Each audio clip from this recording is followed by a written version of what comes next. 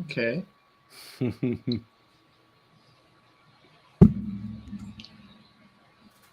What hat is that, Jimmy? It's Wild Bill Cody riding a buffalo. Oh, okay. Right on. We live?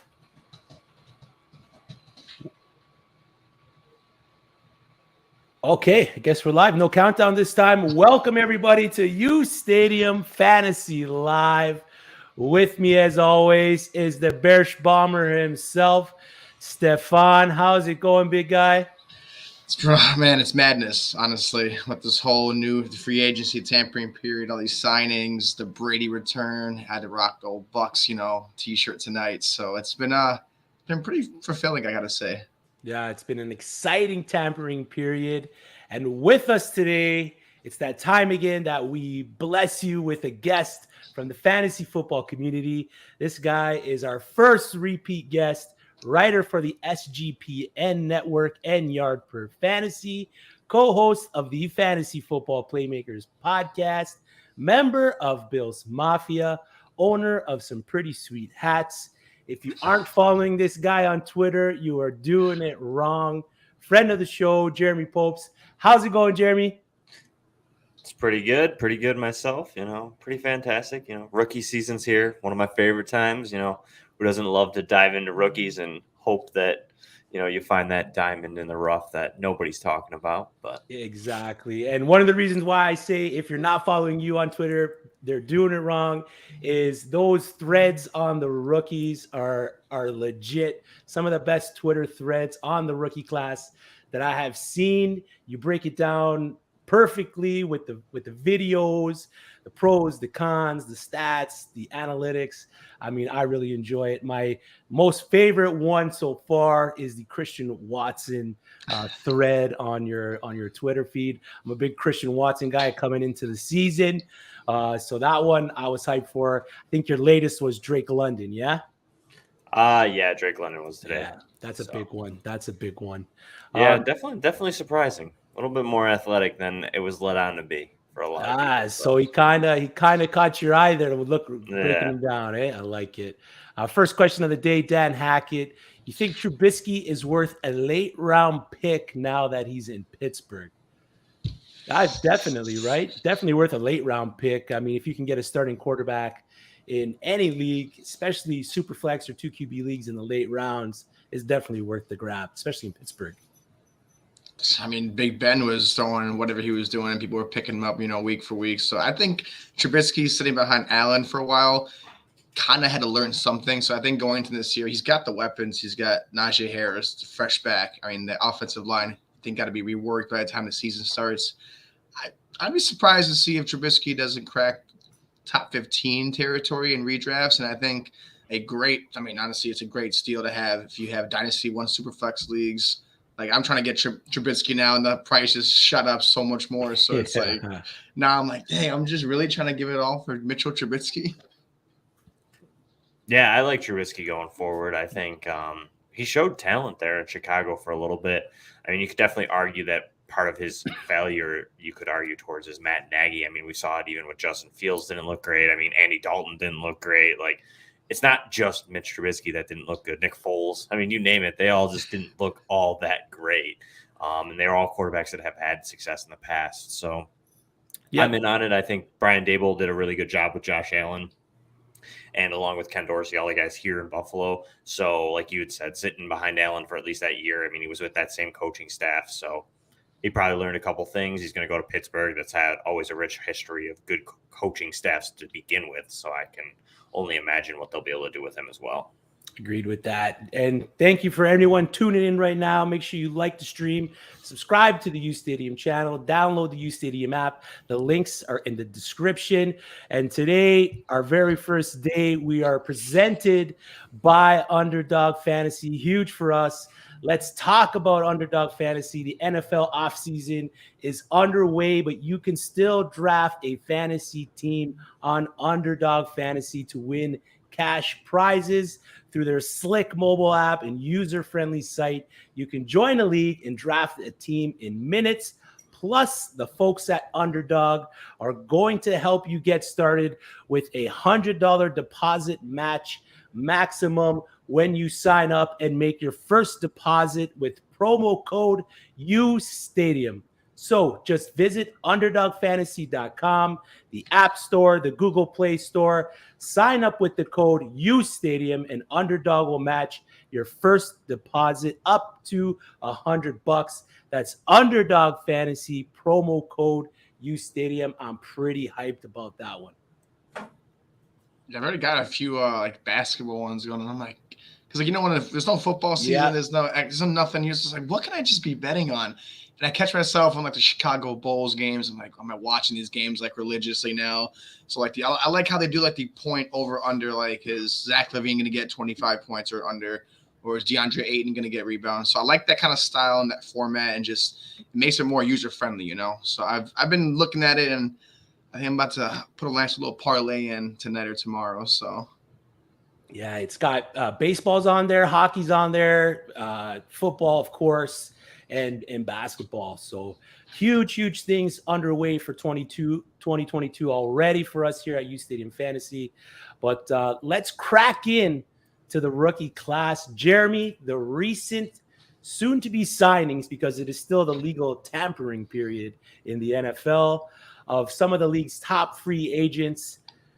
Is there a better spot than Atlanta in terms of running back opportunity for one of the top end rookie running backs?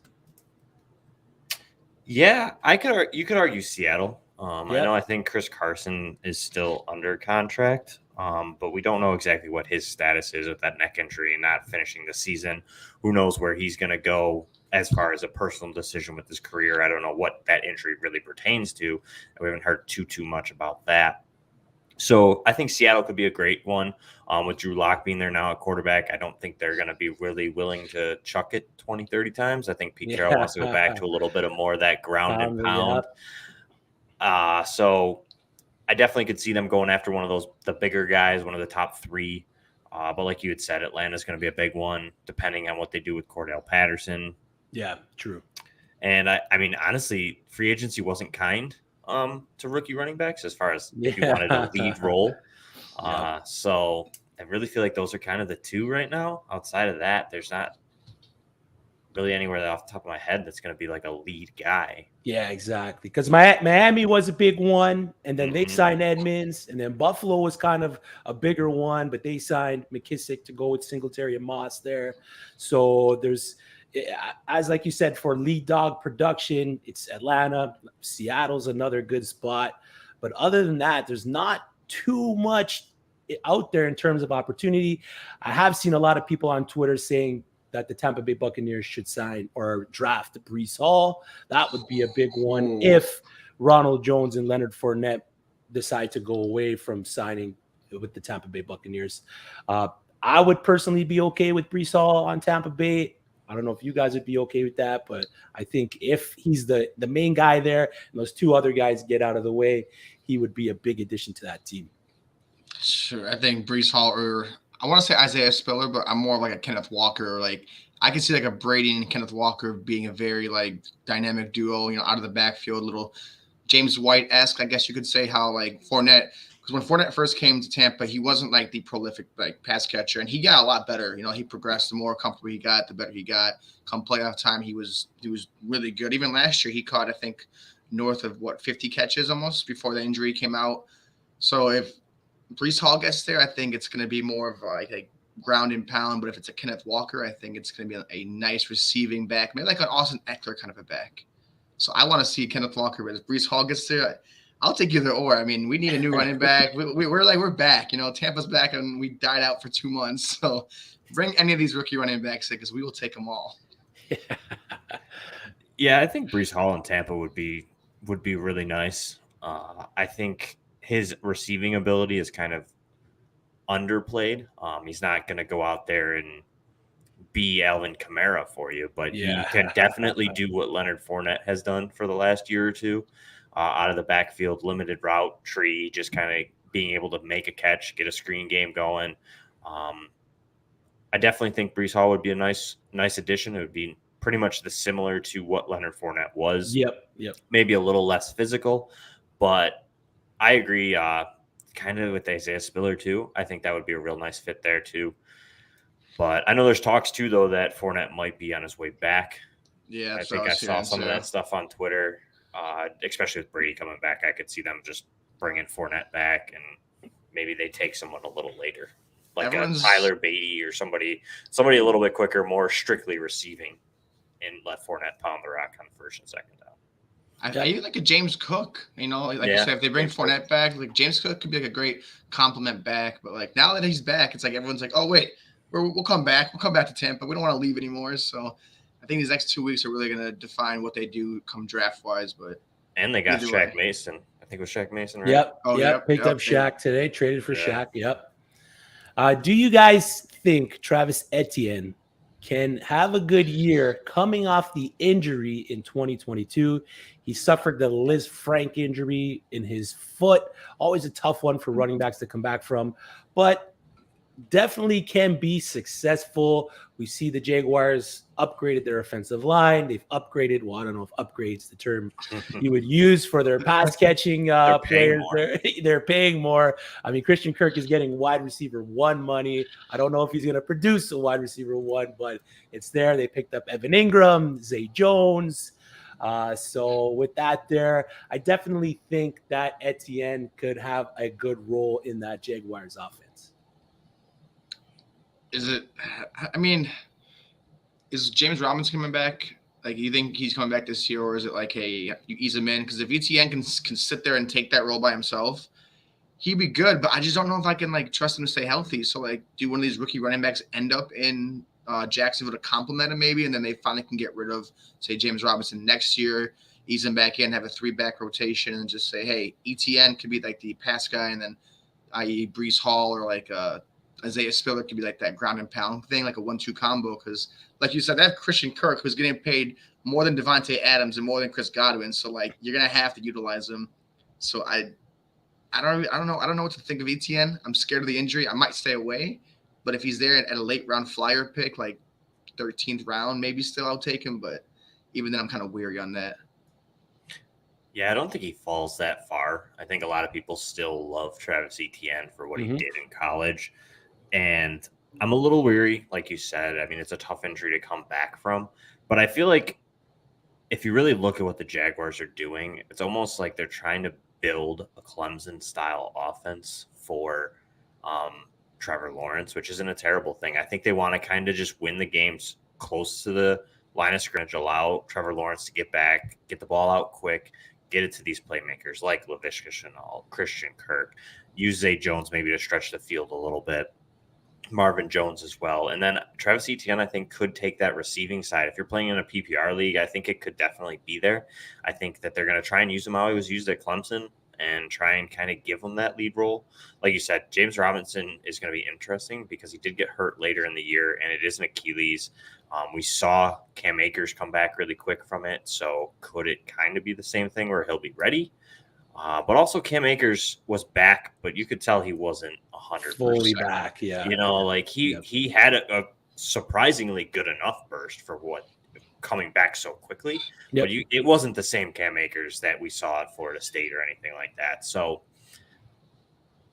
it's going to be interesting. Definitely. I think that I don't know if he's ever a running back 1. If he does, he clips the end of it. But he might be able to get to that running back 2 in PPR. I think he'll have a lot of receptions personally. I think that they're going to go that quick style, just get the ball out of Lawrence's hands quicker and just let the playmakers get the job done. I really like the Brandon Sheriff addition to that offensive line. We saw what he did when he was out in Washington. Gibson kind of struggled a bit, and then when he came back in, when he was healthy in the lineup, he definitely improved on his production. So adding that to that offensive line of the Jacksonville Jaguars, I think is really going to help anybody who's running the ball there for that team. But it's going to be an interesting season, especially working up to it with with NFL team management or NFL scouts being much more different than the fantasy community in terms of scouting. I've seen a lot of people having Treylon Burks as the number one wide receiver coming into the year. And then when you look at some of the NFL scouts, they kind of have maybe Chris Olave up there, or they'll have Drake London up there. Who is the first wide receiver taken in this year's draft, and where is he going? Ooh, that's a good question. I'm going to look at it NFL side, and I think it's probably going to be either Chris Olave or Garrett Wilson. Both are very similar athletes. They both do everything the NFL wants. They both are willing blockers. They both are really, really good route runners. They both have speed. They both have good hands, and they create separation. And that's where the NFL is going, is a lot of these not super tiny guys, but they're looking at that almost where these guys are, that 6 foot, 190, 200 pounds that are really good route runners, create separation quick, and they can get the ball out quick. I remember seeing someone posted something on Twitter. I don't remember who, but it was like a nice little graph. It showed like, hey, this is where a majority of the passes go in the NFL, and most of them are within that 15-yard range. They're not really looking to stretch the field a ton anymore. It happens every now and then. You get that shot just to keep the defense a little honest, but a lot of it is just this quick, get the ball out on slants or drag routes or screens, and kind of let these playmakers just go to work, because the NFL it's not softer, but like they have made it where it's a quicker game, and it's not as much as that hard-hitting linebackers that you need. The linebackers have to be quick now. You don't get those like large, big downhill thumper type running or linebackers aren't really necessary, because you're getting these guys that are just quicker and faster, and they're just making it a speed game. It's exciting for the NFL, and it's just, I think that's where Burks makes that biggest discrepancy. For us in fantasy, we see this guy that's 6'3", 220. He has good speed, not great speed, but he's just an athlete that he can get the ball. He has great yak ability after the catch, but he also can go up and he can get the ball. He can snag it. He high points the ball well. And we're all like, this is great. He's going to be great. But what doesn't he do well is he doesn't really create that much separation. He doesn't have the greatest route tree. He doesn't have the most refined routes. So the NFL is looking at that like, okay, this guy's good. It's kind of that DK Metcalf thing where it's kind of like, yeah, he's an athlete. Can stretch the field, but can he? Can he run a really good slant route against a really good corner? So that's where I think you get that biggest discrepancy, and that's why I think you're going to see like Olave, Wilson, Jameson Williams. Those speed guys are going to go first. I know there's a lot of talk on Drake London. Like I said, my thread even, I found it. He's a little bit more agile and actually a pretty good route runner compared to Treylon Burks. He's a really good route runner. So I think you'll see him go a little bit higher too. What would be the, like, if you had to choose, say, like, you give Treylon Burks to a team, like, if you had to choose, so if Treylon Burks gets drafted and Drake gets drafted, say Drake goes to Philadelphia, and say, you know, you go, Treylon Burks goes to, give me a team that needs a receiver that, like, how fancy relevant are they going to be if they get traded to, say, okay, Atlanta gets Treylon Burks and we get Drake London to somewhere else? Like, are you getting these guys in the top 5 rounds, or these receivers you're going to let drop a little bit farther because they still have to get to that learning curve? Like, is Chris Olave a guy you're going to take early in Garrett Wilson because they seem more NFL ready and more like, I don't want to say more complete, but like you said, the speed kills in the NFL, and they're looking for the next Tyreek Hill. They're looking for the next like Hunter Renfrow. Like, are these guys you're going to sit there and even, I know Dynasty they're gold mines, but like in redraft leagues, where are you taking these top 2 receivers at really? I think it's going to be really landing spot dependent, how you kind of mentioned, but I think you're kind of hitting it pretty good there. 5'6" is probably right. You might have to go a little bit earlier if one of these guys really gets a really, really prime landing spot. Like, yeah, everybody wants to talk about Atlanta, but like Atlanta's not that great. I mean, yeah, they're going to get a ton of volume, but they're more of a dynasty play for me as a wide receiver, just because of like what they did last year. Like, I mean, Matt Ryan really was bad. I mean, Kyle Pitts did okay, but not great. I mean, Russell Gage had like 1 game or 2 games outside of that. And even when Calvin Ridley was in there early in the season, it was not all that great for fantasy. You know, if you took Calvin Ridley where he was going, which was me in a lot of my leagues, it didn't pay off. You know, the value wasn't there. So for me, Atlanta is a nice spot dynasty-wise, but redraft, it might not be the best. Just because even that, Calvin Ridley and Russell Gage are that style receiver where they're good route runners and they kind of get the ball quick and out of their hands, and it wasn't there for Atlanta this year. So I think it's going to be interesting.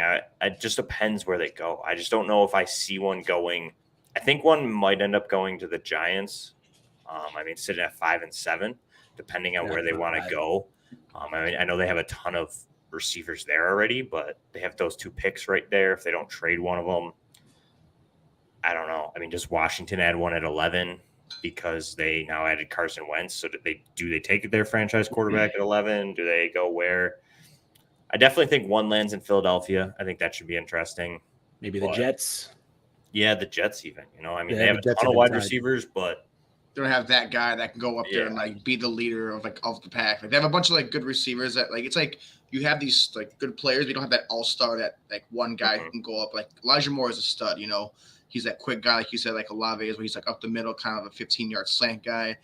But I want to see Treylon Burks and Drake London like utilized because, like we always say, Drake London is the epitome of what Mike Evans was. And like I watched your thread, I look at his highlights, and I just look at it and I just want to scream like, "You are Mike Evans!" Like the way he plays, and like even if Daniel Jones gets a player like that, he'll have Kenny Galladay, he'll have Drake London, and those are 2 players that I think can coexist in different like aspects of the game. So I could open up one and open the other one up, and I think developmental wise, Drake London could be a superstar in the next year or 2.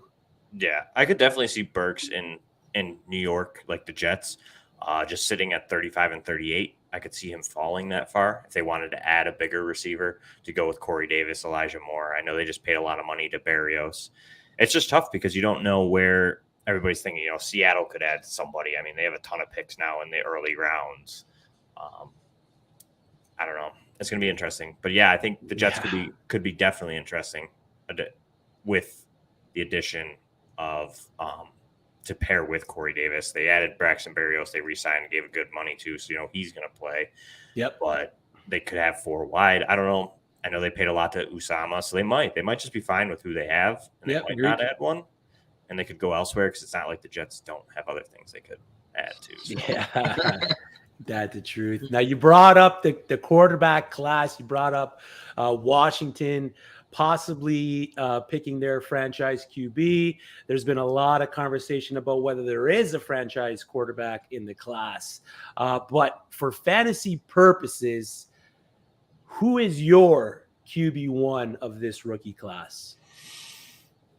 So a little bit earlier, I wrote something, probably I think it was December at SGPN, and I was really in on Kenny Pickett being the quarterback of the class. Yeah. I've kind of laid off it a little bit. I really think it's just going to probably be Malik Willis. He's got to be the fantasy 1-1 as far as it goes with the quarterbacks. I just think his upside's just higher. You know what I mean? Like you're really shooting for this class is not great. There's no like you could argue slam dunk like with like a Trevor Lawrence or a Joe Burrow where they're like, okay, this guy is the 1-1. You could really argue for all of them. Even Sam Howell. Sam Howell has a good rushing upside that's not talked about a lot, as well as he does have a good arm. And yeah, he does. I feel like Howell's a little bit more Baker Mayfield, Kirk Cousins, Derek Carr area, but it's still, you get a quarterback too. That's a pretty good upside. Yeah. But Malik Willis really has Jalen Hurts, Lamar Jackson, Josh Allen, Kyler Murray upside. So I feel like it's got to be him in any type of dynasty format. And as far as redraft goes, it depends where he lands because he definitely needs that development, and he might have a Trevor Lawrence or a Zach Wilson type rookie season. So I'm not all in on that being like a good redraft pick. Yeah. But if I'm playing dynasty, it's got to be Malik Willis. He's going to have that, hopefully that Trey Lance treatment where he sits there and kind of gets a whole year to kind of just develop and learn and process the game and let everything come to him and then get unleashed in year 2. Yeah, if he lands with the Commanders, he'll learn what not to do behind Carson Wentz. So that's always a positive outlook for a rookie quarterback. I know Stefan was talking to you a bit about our uSTADIUM app feature with the takes. He asked if you had any, if you could provide us a couple of takes that we can pop on the app and promote for that. If you don't know what takes is, it's a uSTADIUM feature where you can go on and monetize your sports takes, no matter what it is. It can be outside of sports. Whatever your takes are, you're going to put your points that you earn on the app, put them into your takes or someone else's takes, whether you agree or disagree with. And when it's all settled, you're either going to win a ton of points or you're going to lose the points that you put into it. I know Steph's got some interesting ones there. He did have, I think he had Amari Cooper to the Patriots. He had Calvin Ridley to the Patriots. I think he had every wide receiver to the Patriots, and it hasn't worked out for him yet. With that, Jeremy, give us your fantasy or just NFL take for us that we can put on the app. All right. So my biggest one is going to be a repeat because I had it last year. All right. However, the guy to, I don't know, how are you looking at the screen? Left? This way? That's right. No, this way. J.K. Dobbins, I think is going to finish as an RB1 this year. I think he could arguably be a top 10 running back for fantasy, just purely based on, I think people underestimate. I mean, there was an increase in receptions for running backs out of Baltimore's backfield. A lot of people argued it was because they weren't as good at running, or it was a 1 year fluke. Oh, it was Lamar Jackson wasn't playing as many games. But they came into that season strictly Greg Roman and the whole coaching staff was reiterating, hey, we want to involve the running backs in the passing game more. We want to do this. We want to do this. And coming out of camp, it was all the talk that J.K. Dobbins was getting that work. And I just think he's a better athlete than Gus Edwards. Both are good running backs. Don't get me wrong. Both are going to be coming both off ACLs. I think Dobbins is going to maybe recover a little bit better. And I think that he's just a better pure runner. I think that in that offense is going to be better, and they're just going to score touchdowns. And they were good last year without Lamar Jackson. Yep. How many games he missed. And I know that the Bengals looked better. The Steelers might be decent still with Trubisky. The Browns are getting there. It's a tough division. It is. Don't get me wrong. But the Ravens have always been able to run the ball. I think that they'll continue to be able to do that. And I think that he's going to creep into that top echelon of the RB1s. I like it. There you heard it. J.K. Dobbins finishes as an RB1 at the end of the season. I like the take. I own a lot of Dobbins, so I don't hate it at all. Splash loves this one. Record this one, make it a short. Yeah, big Baltimore fan. They got my boy Marcus Williams. That was a big one. Yeah, it's a big ad for them. Big loss for us, but that is the perils of the salary cap. I think, Steph, you got any questions for Jeremy before we let him go, big guy? I'm having a situation it's actually the league with Chris. I'm sitting at the 105 and I'm going back and forth. I'm trying to see if I should trade, some twos to get back in the ones and some ones to get up more. Like at 105, if you're drafting, it's a dynasty startup league. Who are you taking? Like I'm torn between if Kenneth Walker falls to me or Drake London falls to me. Like I have a Javonte Williams, I have Damian Harris, I have Amari Cooper, and I have Chase. And Deebo Samuel, like, do I go receiver or do I go quarterback or running back? Like, I have Justin Fields and I have Lamar Jackson. So do I get a third guy like Malik Willis and just have him stashed there because he's going to be that, or is he going to be gone by then and I have to be at force with Kenneth Walker or like Drake London? Because that's I'm going back and forth. I'm like, I like Drake London one day and I like Kenneth Walker one day, and I got to make it. I'm kind of like in a win now situation to where if I get the right guy, it's like, I know I can instantly make that playoff run, so I just don't know who to go with. Is it Superflex? Yes. Yep. I'm going to think that Malik Willis will be gone. I think he'll probably go. So. I think he'll go one, probably, depending on landing spot and your league. Breece Hall will definitely be gone by 5. I also think you'll probably not have Garrett Wilson. I just did a mock just the other day. It was a super flex, and Garrett Wilson was there at 4. So, he could fall to you at 5. Drake London, I know I had talked to a couple people. Drake London will probably be there. I would definitely just take best available, though, out of this draft class. Most likely wide receiver at 5.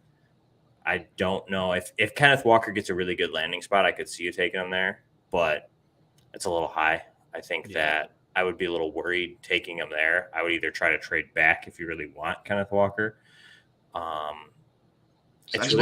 It's tough right now. Like it really is. Like I know there was a lot of beef. I think it was it was one of the footballers mentioned. I don't remember who it was, but they mentioned like, hey, talking about all these rookies is like kind of redundant at this point because you talk about them and then all of a sudden you get landing spots and everybody changes everything. Yep. And it really does affect it. Basically, like for me, I don't really adjust my rankings a ton, but it does affect the general consensus, which then affects your drafts. So it's tough, but I definitely would probably lean Drake London, or if Garrett Wilson's there, even Chris Olave, one of these wide receivers, definitely. Okay, because I love the running backs. I like because there's not that many running backs to go around. So like receivers are always there. So like it's better a clear path because I do like Drake London. If you get if a running back gets like say you get one in Atlanta and Seattle and one of those two fall, then I would say definitely take them. Just because they're going to have that opportunity. But like we mentioned earlier, like, I mean, some of these running backs might fall into committees and that's not great. And if you get a wide receiver that falls into like a bad situation where he might not get a ton, because we've seen it, rookie wide receivers don't really pop off, like they're not really usually that successful. I mean, we've had it 2 spoiled years with Justin Jefferson and Jamar Chase, and then even Jalen Waddle this year. Yeah. But I don't think this class really – I mean, I said it last year. I didn't think that Jalen Waddle and Jamar Chase were going to do what they did. So, I mean, we could get one of these guys, but I really don't know if we get a wide receiver 1 out of this class in year 1. So, it's tough. You're kind of building for that future, and for me, I'm going to take the wide receiver. The running back's just the shelf life isn't there. So, right. At 1.5, I would probably be taking a wide receiver. Yep. BPA at that point. Yeah. I mean, and who knows? Malik Willis falls. Yeah, I'd take him. Well, yeah, I'm Like Brady does. If someone really falls, I'm in with whoever the best one is there. Burks falls or someone really falls. I mean, yeah, I would definitely pick them up. All right, I'd definitely take a third quarterback there. Yeah, agreed. Well, we appreciate your time, Jeremy. We appreciate you joining us, our first recurring guest. Good luck this season. I'm looking forward to your continuing of the breakdowns, the Twitter threads. If you're not following Jeremy, follow Jeremy. His @ is in his description there. But we do this for everybody. The floor is yours. Promo what you got going on inside of fantasy football, outside of fantasy football, anything that you got going on, man. The mic is hot. Yeah, like you mentioned, you can follow me. For anybody who wants to know it or listen to it, is Popes FFH on Twitter. I'm going to be dropping a ton of rookie stuff. I have already the running back threads is pinned on my profile. There's a quarterback one in there somewhere. It's not pinned, so you might have to search it. But I will condense them all and put them all together once I get there. But I'm working through wide receivers now, and then we got tight ends, and then I'll release it with the rankings. So be a ton of stuff. There'll be articles also over at Yards Per and Sports Gambling Podcast on rookies and just dynasty in general. So awesome. Okay, before I let you go, you mentioned tight ends. I'm gonna just get you off guard here. Trey McBride's the tight end 1. Who's the tight end 2? Yeah, I was all in on Jalen Weidemeyer all season. I really liked him coming into the season. I thought he was going to be tight end 1, and then Trey McBride kind of stole that away from him.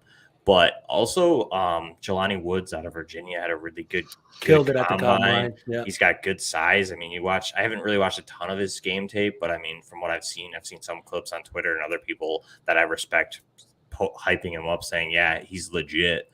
So he's another option. I really feel like the class is pretty deep. Like if you need a tight end, even in fantasy football, like there's probably 4 that you might be able to get. It might not be year 1 production, but I mean, there's some talented receiving type tight ends in this class. Definitely. I know Greg Dulcich is a big guy out of UCLA. The draft community likes him too for the NFL. So that could be really good because he'll get that opportunity early on in his career to get out there. So, all right. Awesome. So it's Trey McBride and then a bunch. It's kind of, There's really just a tier. It's Trey McBride by himself and then 3 or 4 guys, just depending on what you prefer. Preference is big too. All right, Jeremy. Thanks, brother. Thank you for having me. It was a pleasure. Anytime, Thank you.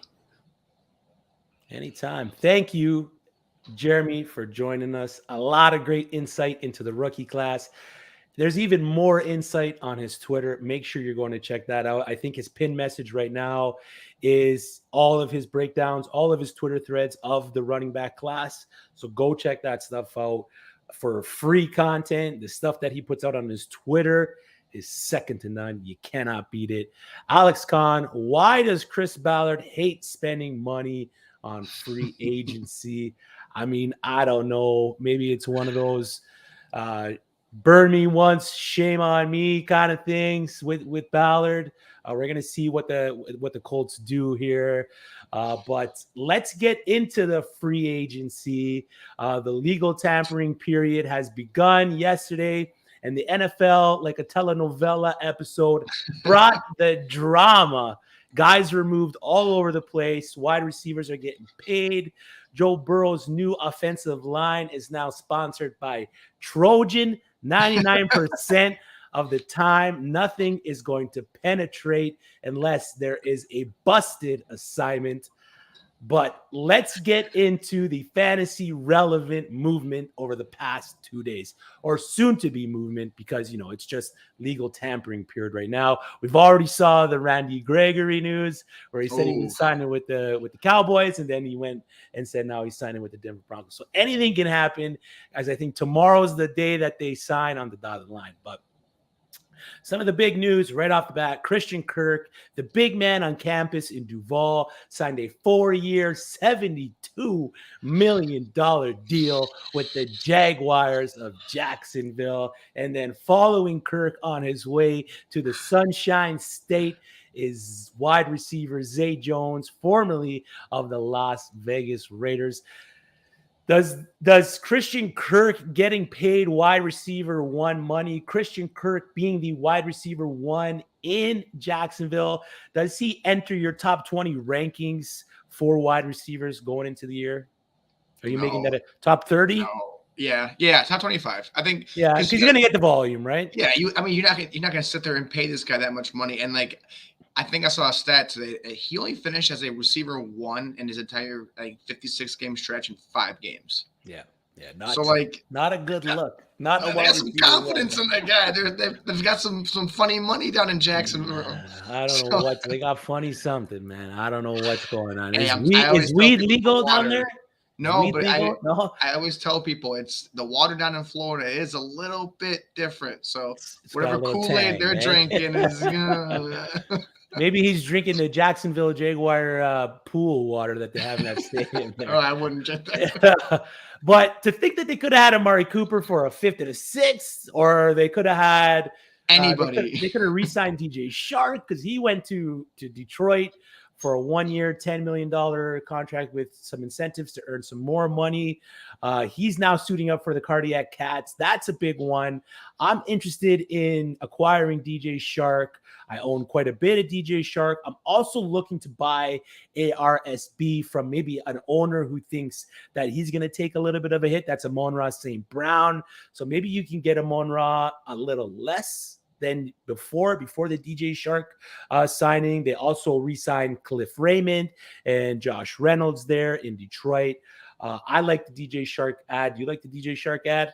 I was a big DJ Shark fan like 2 years ago. You know, he had that great season in Jackson. Unfortunate injury last year. But, I mean, I'm looking at it and, like, Detroit's looking like they want to make some moves. And I know the St. Brown fans out there are like, oh, is he going to get a single target now? Like, this is just a good football move. It's not a good fantasy move because, you know, his shares are going to be a little divvied up between 4 other guys. But I like Shark. I think he's kind of like that guy that Jared Goff needs, like that deep threat. Like he's that guy you throw the ball to. He's like the go up and get it. Amon-Ra St. Brown's like these short, 5-yard outs, little slants. So I think Detroit's sneaking up in a year or two to be at least a 6-win team soon. So second best team in that division?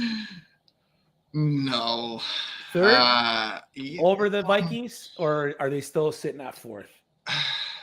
It really depends on how the rest of this free agency goes for them, how the draft goes for them. If they take Aiden Hutchinson, they say Desmond Ridder, second round, someone like that. I think they're still going to be I can't confidently give them more than 5 wins. I can't because they're going to have those games where they win where they're not supposed to.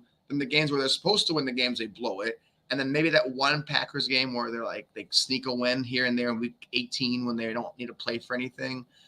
So I don't know.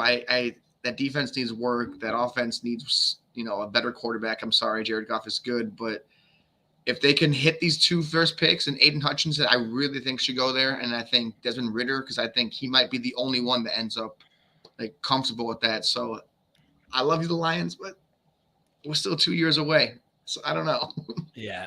I'm excited. I'm excited for DJ Shark. His best year, his sophomore year in 2019, he had over 1,000 yards, 8 TDs, and that put him right around the top 25 in terms of pass catchers. He's now going to Detroit Lions on kind of like a prove it deal, and guys that always get those 1 year, 10 mil to move up and get a next contract. I'm always trying to acquire those guys, especially in a redraft league or a deeper in a dynasty draft. So give me DJ Shark on that 1 year prove it deal, and the production should be there for the new Detroit Lion.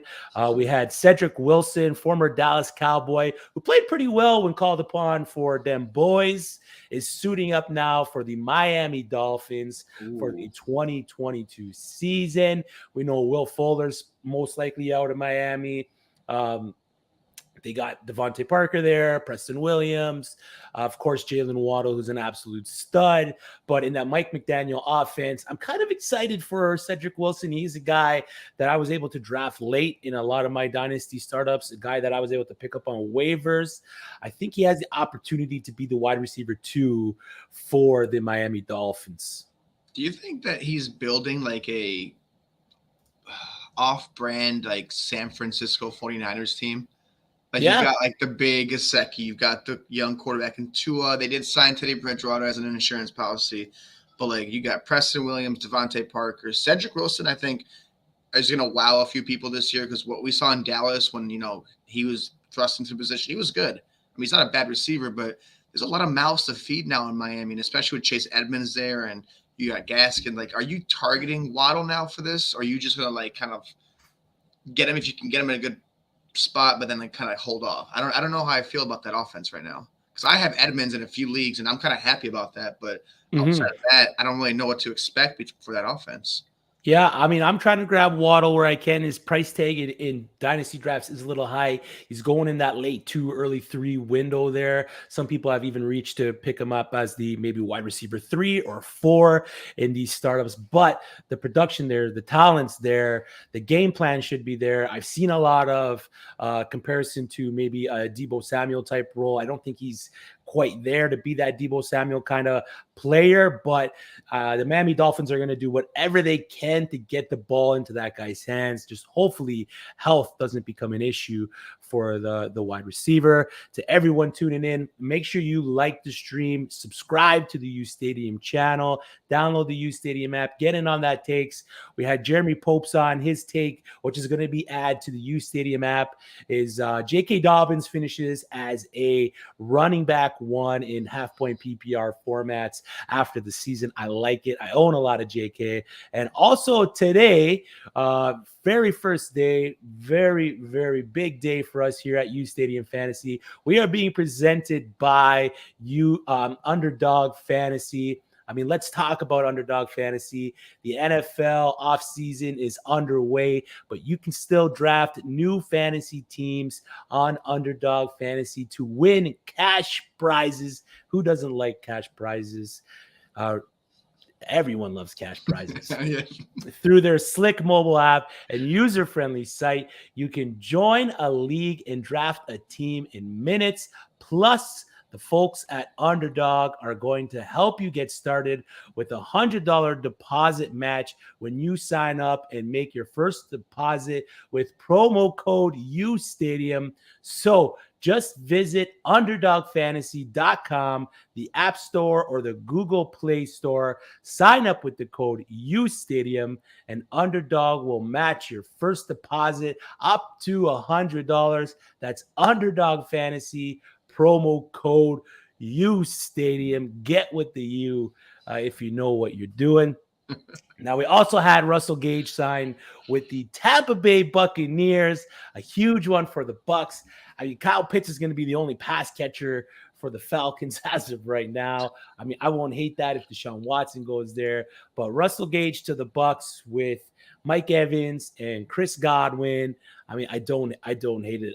I kind of drop him down a bit because of the two guys that are in front of him in terms of wide receiver production. So I am dropping him down a couple pegs. I would have rathered him in Atlanta just based on volume, but that's another big ad for your Tampa Bay Buccaneers.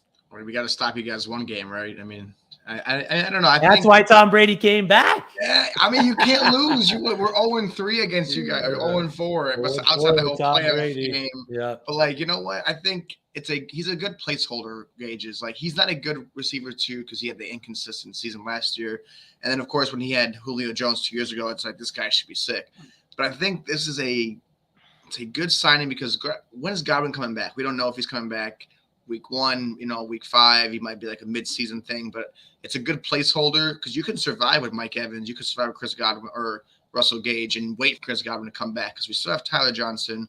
There's still Scotty Miller there. So there's still, depth of the receiving core. It's just that when we got hurt or when the players got hurt, when Godwin got hurt, Fournette got hurt, you saw that offense take a wicked twist. And it's like, they're dropping passes. They're not looking smooth. In that Rams game, a lot of passes that should have been complete. So I think that left a bad taste in Tom Brady's mouth outside of maybe his kids and his wife kind of got to him a little bit and the gas prices. So, there's a bunch of reasons why he came back. So I'm just happy. I'm glad. I was very excited when I saw the news. So, hey, let's bring it back. Let's just bring it back from LA. Let's come back to the Bay. Let's bring it where it belongs. Let's have another boat parade. So I'm excited. I even got a take out there. And I think it's 1,000 or 2,000 points. It's the Bucs win the Super Bowl this year. Ooh, disagreeing with that one. Oh, I know. I figured that'd be the first thing you said. Yeah. I was already waiting for that. So I will take all the money that you guys want to put in. I give you guys time. I like it. Notable remaining wide receiver free agents: Allen Robinson, Juju Smith-Schuster, T.Y. Hilton, Will Fuller. You might have to take the reins here. I was unable to find my charger for my laptop. I think I forgot it at work. So if I die, it's on you, buddy. Heading to the running backs now. There's only been a couple signings. We had J.D. McKissick has signed with the Buffalo Bills, and Chase Edmonds has moved over to the Miami Dolphins. I like the move for Edmonds. JD, I'm not too sure what I'm going to see out of there with him. I like it for a little bit for Devin Singletary. I think they're going to use Devin Singletary to still run the ball, and then JD McKissick to kind of take the load off there. Is Zach Moss dead? Like, Zach Moss is dead. Is that the hype train? Is Zach Moss because I hate it. He's 24 years old, and yet they go and sign J.D. McKissick and Singletary. I'm just like, this guy just doesn't get any love. Like, what do you do with Zach Moss at this point? He's still very young, but like, there seems to be no team that needs a running back anymore. So like, is that going to be like a team you go, are you taking Singletary late, or are you just going to stay away from that committee of a backfield? I mean, I'm okay taking Singletary late. Running back in that system. He played well during the back half of the season, going into the playoffs. He kind of proved himself a bit when they used them properly. So I don't hate it at all. I'm okay taking either J.D. McKissick or Devin Singletary late in my drafts. On the quarterback side of things, the Deshaun Watson saga should be coming to a close. I had here in my notes by the end of the week, but everything that we have gotten could be by the end of the night, could be by tomorrow. The Houston Texans have approved offers from the New Orleans Saints, the Carolina Panthers, and the Cleveland Browns. So all three teams are in the mix. It is now up to Deshaun Watson and his team to decide where he wants to play. I kind of, as a Saints fan, I mean, I want him in New Orleans over Carolina. Of course, that's huge. I mean, instantly jumps into top 5, top 10 rankings in terms of quarterbacks, no matter where he lands. The kid can ball. We can see it. We have seen it. But all these guys are in the mix to obtain the QB's services. Pause. Tyrod Taylor has been picked up by the Giants to back up or at least give some steady competition to now starter Daniel Jones. I mean, I think Daniel Jones is hoping that the Los Angeles Chargers doctor comes with Tyrod to kind of save his job there. We know what happened there in Los Angeles, but Daniel Jones, starter until about what, week 3, 5. If he struggles in the stretch, if he struggles in the first few games, I can definitely see them going to Tyrod. I mean, healthy competition is never a bad thing, especially for younger quarterbacks. I mean, you're either going to make or break the kid. Either way, having Tyrod is a competent backup there. We know he can play. We saw what he did in Houston. We almost saw what he did in Los Angeles, and he's a Baltimore legend. So I know Splash kind of loves him a little bit. So Tyrod Taylor to the Giants. And then one of the bigger signings, Mitch Trubisky, is taking his talents to Pittsburgh, where he will contend with Jeannie Bouchard's boyfriend for a starting spot on the roster. Dwayne Haskins is there as well, but I think he is third fiddle in that first and second grouping. Mitch Trubisky, the starter? Yeah. Oh, yeah. There's no way. I think he could be even like a placeholder. Yep. Like, okay, he's better than Big Ben. We know that. He's better than Mason Rudolph. We should know that. And he is better than Dwayne Haskins. And to get him for the price that we got him for, or that they got him for, it's a steal. I mean, it's a, $10 million contract for him? Yep. That's basically like a vet's minimum. And Deontay Johnson, like I was saying, that whole situation with him, he jumps back into my top 20. You know, I can comfortably put him in my top 15, I think. I think he has the arm talent. Trubisky does to give him the rock more than Big Ben does. I think he has more of a, as much as crap as we give him Trubisky for the past few years, I think that whole Matt Nagy crap. He took a Nagy team to the playoffs, so it's like, there. And he's got a winning record. There. Yeah. So, like, I get the slander. It's not sexy, but, like, who cares? When you're winning, you're winning. It's like Mitch Trubisky gets Deontay Johnson, Chase Claypool, Big Muth. He gets Najee Harris, probably get a better offensive line, a good defense. So, like, what more could you want? Jeremy even said it, a year behind, Josh Allen could do anyone right. So I expect at least 20 to 25 touchdowns. I would give him double-digit picks, maybe 10, 12 picks. But, like, I expect them to be a lot more consistent than Big Ben was. And Big Ben didn't have an arm. And Mitchell Trubisky is young, and I still think he can deliver that cannon. Yep, and he fits what that Matt Canada offense wants to roll out, what they were limited to do with Ben Roethlisberger, they can now do with a Mitchell Trubisky because he is a big mobile guy. Yep. He is kind of that young Ben Roethlisberger, big dude, can move on his feet, can throw the ball downfield, just can't really throw to the left side of the field. But hopefully his time in Buffalo has kind of corrected some things, maybe humbled him a little bit. I'm excited to see what he could do with that offense in Pittsburgh. Another quarterback signing, Teddy Bridgewater, is playing second fiddle in Miami until maybe at least week 5 when he takes over the job from Tua.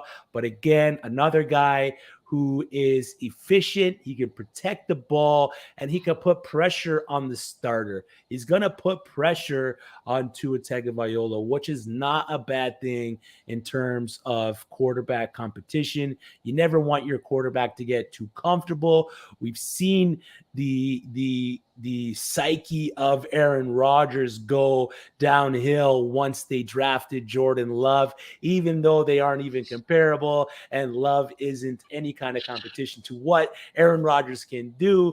But having someone behind you that is just nipping at your heels, I mean, every quarterback wants to be the starting quarterback. So having someone like that in Miami for a young quarterback like Tua is not a bad thing. He also can mentor Tua with ball protection and how to see the field and all that other stuff. So that's another QB signing. I think that was it in terms of quarterbacks. Notable guys still left on the board. Jameis Winston is there, still a free agent. And then, of course, we're still waiting for the Jimmy Garoppolo shoe to drop in San Francisco. There's been reports that they might hold hold out until one of these QB needy teams get a little desperate a little later in the offseason and try to get a little bit more of a package for Jimmy Garoppolo. I think the team that misses out on the Deshaun Watson sweepstakes, maybe other than the Browns, might be inquiring about Jimmy Garoppolo's services. I would trade Baker. I mean, they don't need Baker Mayfield. I don't see why he'd go there. But if they got to get rid of him, I think. And if Cleveland can, they have to package something to get Deshaun Watson. Because if you put Deshaun on that Cleveland team, that's scary. That is a very scary team with Donovan Peoples-Jones. You got Amari Cooper. You got Chubb, Hunt, Dearness Johnson, Hooper. Agreed. I don't know. I mean, I don't want him to go to the South. We both are South team fans. So, if he goes to the Panthers, we both lose. If he goes to the Saints, I lose. Come to the Saints, Deshaun. Joel Hamilton, who benefits most in Denver with Danger Russ, Sutton, Judy, Patrick, or Javonte? If I'm gonna rank them, I'm gonna go Judy, Sutton, Javonte, and then Tim Patrick. I think Judy's gonna be the wide receiver one that we want him to be in. Albert O as well. Yeah, from Zach. Albert O is definitely going to benefit that, especially with the subtraction of Noah Fant there in that offense. So he gets a bump. Albert Okwunabunam gets that Russ bump. Every time you say it, I'm impressed. I think Splash still owes me some points with that one. But yeah, for me, wide receiver wise, I'm buying Jerry Jeudy wherever I can get him. And then few tight ends have signed. Dalton Schultz is staying with Dallas, which is big news considering they have ousted a couple pass catchers. So I'm expecting Dalton to be heavily involved like he was last year in that Dallas Cowboys passing attack. AFC champion CJ Uzama. Take it from him as you guys pronounce Okuwe Bunam. Oh, so I was close. I wasn't right on there. I was close. Close. I like it. I'm gonna bank that one. Remember that for next time. CJ Uzama is going to New York to be the tight end one for the Jets. I really liked what he was able to do in Cincy. I kind of wish he stayed, but I don't hate it for the Jets. I don't hate it for CJ Uzama. I maybe bump him up a little bit in my top 20 tight end rankings. He goes up one or two spots just because he's most likely going to get a lot of volume on that Jets offense, considering that the pass catchers there aren't that great. They do got quite a bit of them, but they aren't that great. He's a big body tight end that can secure the ball, make those catches, get open in the field, in the middle of the field, and be that outlet for Zach Wilson for the 2022 season. And last but not least, block hands himself, Evan Ingram gets some new scenery as he is also landing in Jacksonville to be the tight end one. I don't know. Dan Arnold is still there. We were high on Dan Arnold in our tight end segment. I like the move. We mentioned it before that Peterson loves the heavy tight end packages. He loves to utilize the tight ends. Now he's got two athletic tight ends in Dan Arnold and Evan Ingram. Yep. So it could definitely be that mix of tight end. Not saying that Evan Ingram is Zach Ertz. Not saying that Dan Arnold is Dallas Goedert, but they can fit that profile. They can fit into that offense if he can catch the ball, if he can secure the ball in his hands. I don't know what he's got to do, if he's got to start squeezing water bottles or doing whatever it is to make his tape hands the football better. to his hands and make sure he can't let it go. One of those things. But Evan Ingram, I'm intrigued. I've been hurt by Evan Ingram a few times in the past. I think we've all been, but I'm definitely intrigued by the landing spot for the New York Giants.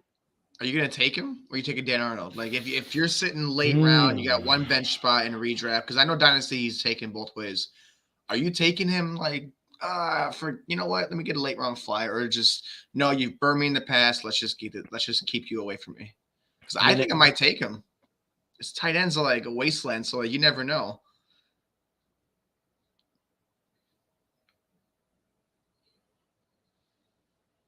I think we muted you.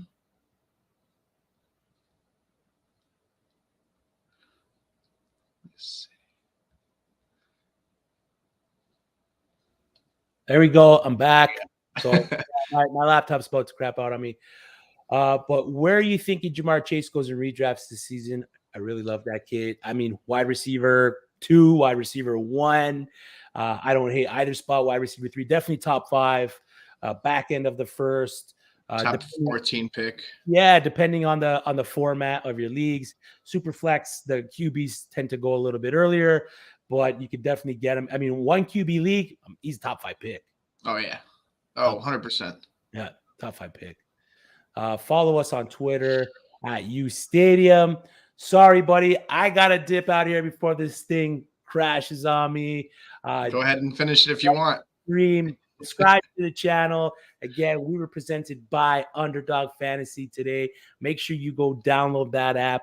Use promo code uSTADIUM when you do, and when you make your deposit up to $100, Underdog is going to match it. So that's free money that you're going to use to put into your fantasy leagues coming into the year. They got hockey stuff there, baseball stuff, football stuff.